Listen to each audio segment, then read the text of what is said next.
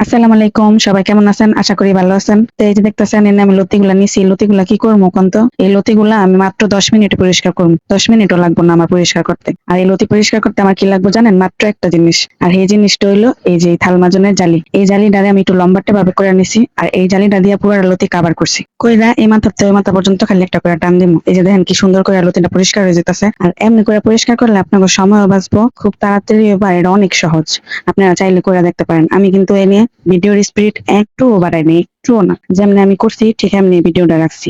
Speed কিন্তু বাড়াইনি। Speed বাড়াইলে আপনারা হয়তো করতে পারেন যে আমি মিশা কথা কই 10 মিনিটে কি কচুরলতি পরিষ্কার করা যায়? হ্যাঁ, অবশ্যই যায়। এই যে এমনি করে করবেন, কচুরলতি 10 মিনিটে পরিষ্কার করতে পারবেন। প্রথম একটু দেরি হইব, কিন্তু পরে অবশ্যই আপনি 10 মিনিটে করতে পারবেন। এই যে দেখেন কি সুন্দর করে আমি একে একে লতিগুলি পরিষ্কার করে লইতেছি।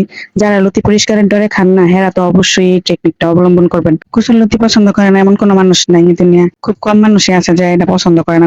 কচুর লতি, কচুর মুখী, কচুর গোড়া, কচুর কোনো কিছু হালানি যায় না, সবকিছুই খাওয়া যায়। আর এটা সবারই পছন্দ। আর আমার পেজে এটার এই কচুর লতির কচুর অনেকগুলি ভিডিও আছে, চাইলে দেখাইতে পারেন। তো রান্নার ভিডিও দিয়ে দিছি। আর যারা কাটতে পারেন না এগুলো কাটার ভিডিও দিলাম আজকে। তো যারা কাটার ডরে খান না এরা অবশ্যই এমনি এমনি করে কাটবেন। আর এই যে দেখেন আমি একে একে করে সবগুলি বেছে লইছি। বটি দিয়ে কাটলেও এত সুন্দর হয় না। এই যে দেখেন ময়লাগুলি এনে আপনাকে দেখাইতাছি। আবার করেন না যে আমি মিছা কথা কইছি। জালিটার অবস্থা দেখলে বুঝতে পারতেছেন যে আমি সবগুলি লতি এটা দিয়ে পরিষ্কার করছি। তা আপনারাও আমার মতন এমনি পরিষ্কার করবেন। আর এমনি পরিষ্কার করলে হাতও কালো হয় না, হাতের ভিতরে কষ ভরে না।